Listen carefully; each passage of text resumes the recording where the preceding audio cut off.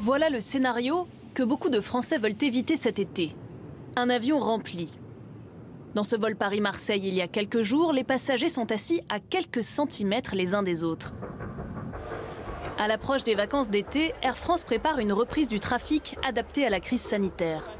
Après le 11 mai, les passagers pourront voyager, en tout cas en France. Pas de distance de sécurité à bord, mais la compagnie veut imposer le port du masque.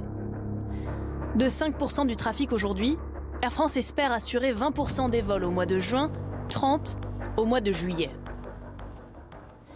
Qui dit vacances 100% françaises, dit aussi voyage en train. Le masque risque d'être obligatoire. La SNCF est optimiste. Un TGV sur 2 au mois de juin. Au mois de juillet, peut-être une reprise totale. Où partir ? La destination préférée des Français reste la mer.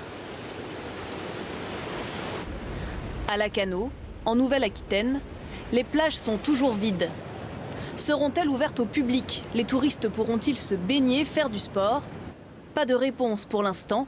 Le gouvernement s'inspire des pays étrangers. En attendant, ce buraliste est prêt. Ne manque que les touristes. Question de survie. Moi, là, qui suis ouvert, les week-ends, j'ai 70% de passages en caisse en moins. Donc ça ne peut pas durer éternellement pour tous les commerçants. Il faut absolument qu'on ait des touristes. C'est la vie de Lacanau. Les touristes sont attendus avec impatience, mais aussi avec inquiétude, à cause du coronavirus. Nous devons bien sûr observer ce cas parce que nos habitants nous interpellent sur ce sujet en disant ouais, mais si on ouvre, finalement, on va attirer des gens qui sont peut-être malades. Donc on va surveiller surtout la fin du confinement, où on en sera à partir du 11 mai. Et ensuite, on pourra réfléchir à partir des annonces du 29 avril du gouvernement sur ce que l'on va pouvoir faire sur notre territoire.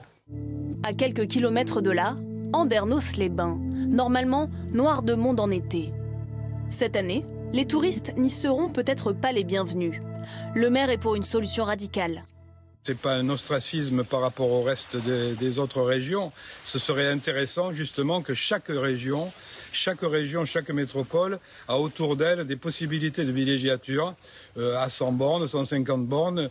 Le Lyonnais peut aller dans les Alpes, le Marseillais peut aller sur la Côte d'Azur, il y est d'ailleurs, le Parisien peut aller au Touquet. Enfin, tout ça permettrait peut-être, à mon avis, de réamorcer la pompe naturellement par une espèce de volonté de faire vivre et de revivre sur le territoire que l'on connaît. Faute de plage, les Français pourraient être tentés par d'autres territoires épargnés par le virus, notamment la Lozère. À Saint-Martin-de-Boubeaut, du soleil, de la tranquillité et aucun cas de coronavirus. On est peut-être mieux confinés qu'ailleurs. On n'est pas nombreux. Dans le village, on est une dizaine. On se croise à 2 ou 3 mètres. Il n'y a pas de souci. Pas de souci et de la place pour tout le monde. La Lozère présente l'autre avantage d'être le département le moins peuplé de l'Hexagone.